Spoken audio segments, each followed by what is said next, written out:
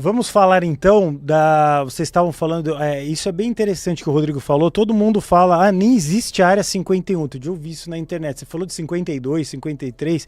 Comenta um pouco sobre essas coisas super secretas. Tá. Na verdade, assim, a área 51 ela é uma base de desenvolvimento de aviões secretos. Né? O Blackbird saiu ali, o B-52, tudo foi feito ali. Mas extraoficialmente, ali estão os restos de naves recolhidas ao longo do território americano e mexicano. Então, existem inicialmente 9 subníveis, hoje são 21 subníveis subterrâneos que interconectam a área 51 com outros túneis de conexão subterrânea. Então, eu compartilhei contigo, lembra aquela norte-americana que era do governo Bush? Ela fez um relato oficial num comentário dela nas redes sociais, que entre 47 até o governo Bush, o segundo governo, os Estados Unidos tinham gasto 24 trilhões de dólares em construção de bunkers subterrâneos e reativação de antigas bases, que ninguém sabe de quem são, secretas, que conectam os Estados Unidos com outros continentes, através de túneis eletromagnéticos e trem-bala, trens que andam a mais de 600 km por hora, e conexões aquáticas. E na área 51 tem um lago. Tem uma foto famosa que tem um destroyer e um submarino naquele lago. O que faz no meio de um lago, no meio do nada? Como que ele chegou ali?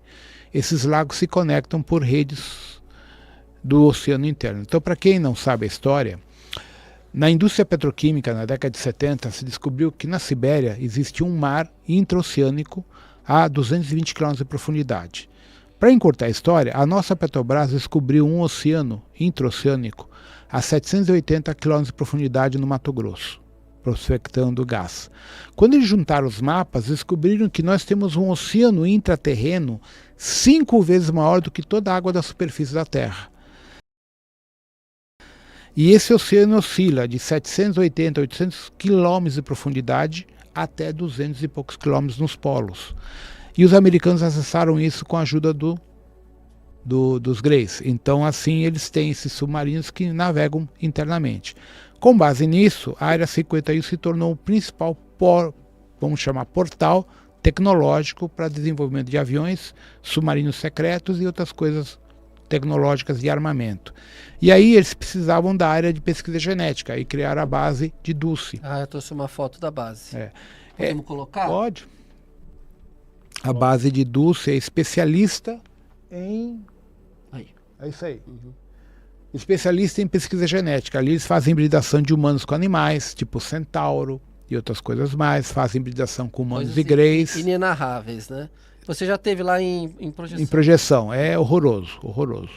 Mesmo em projeção mental e astral, a palavra é você fica enojado e apavorado, porque quem está nos experimentos está sofrendo. Não é um experimento que a pessoa permitiu. São pessoas que foram presas, abduzidas, levadas para lá contra a sua vontade e são usadas em experimentos totalmente complexos. Essa é a base mais famosa. A mais famosa e a mais perigosa. A de Denver também é complexa, também é muito pesada, não tanto quanto essa, mas não fica atrás. Então, o que são essas bases? São basicamente laboratórios de pesquisa onde tudo que é ilegal, tudo que não deveria acontecer, acontece.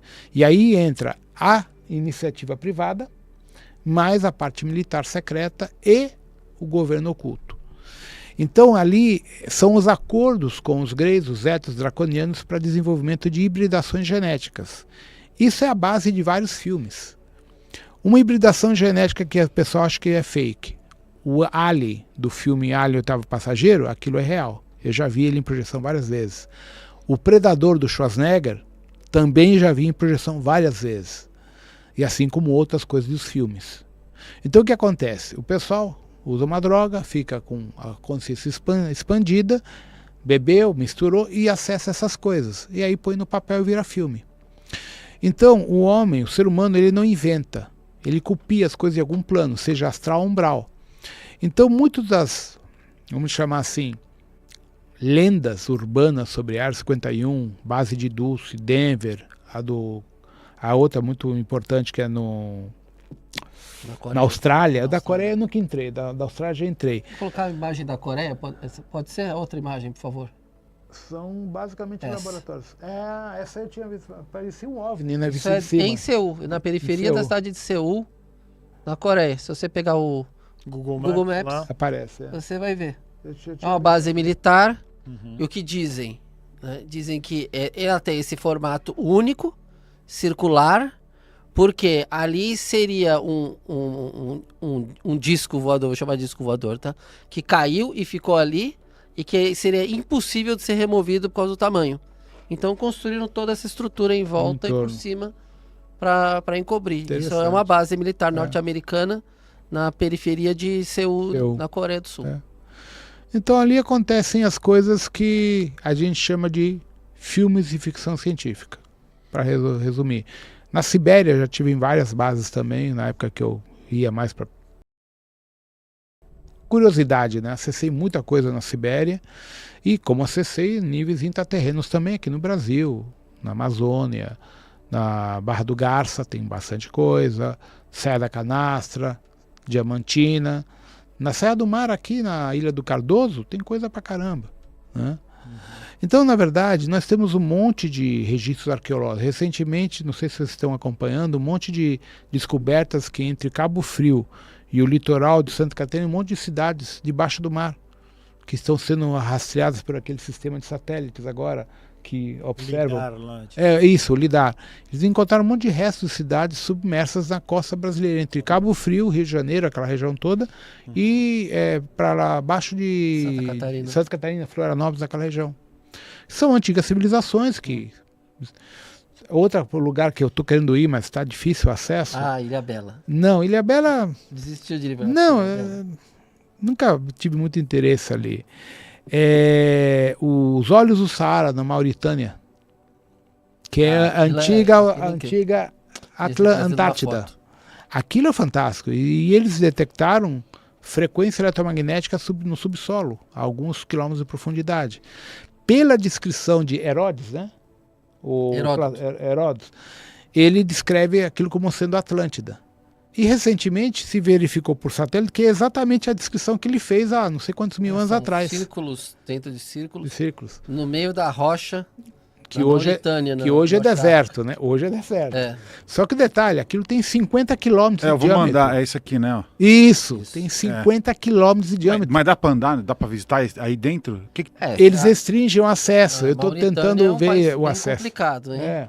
Exato, tu não sabe se volta. Você vai, mas não volta, é o portal. Perto do Marrocos, assim. A gente vai pôr na tela daqui a um pouquinho. Mauritânia acho que faz divisa com o Marrocos. E o grande problema, gente, é assim, eu já tive a oportunidade de estar perto de Acracor, na Amazônia, que chamam de Eldorado. Né? Então, eu não sou uma pessoa interessada em dinheiro e fortunas. Né? Então eu tenho acesso porque a hierarquia confia na minha índole. Mas muitas pessoas querem isso só pelo que podem extrair de recursos. Então por isso que eu tive acesso a certas coisas que outras pessoas não têm. Entende? Então, por exemplo, uma coisa que pouca gente sabe. Peru, Bolívia, tá cheio de tesouro inca ali. Eu já vi estátuas de ouro, um monte de coisa lá no Atacama. Só que aquilo é deles. Não é meu. Ah, você achou? Não, eu achei uma relíquia arqueológica que é deles. Eu tenho que respeitar. Se eu pegar uma estátua daquela lá, eu carrego uma maldição indígena comigo. Espiritualmente falando.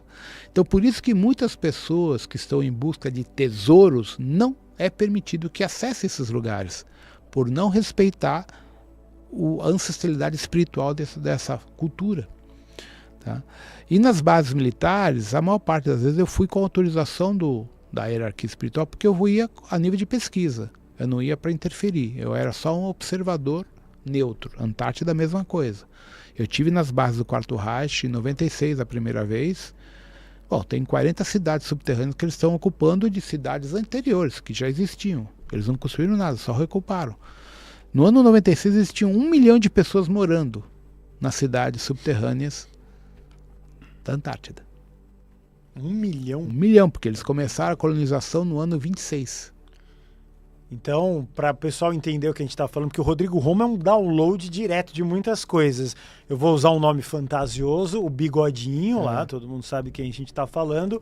Então eles estão tudo para lá. Sim, porque ele foi abduzido em 17 pelos Aldebarans e depois pelos Dracos.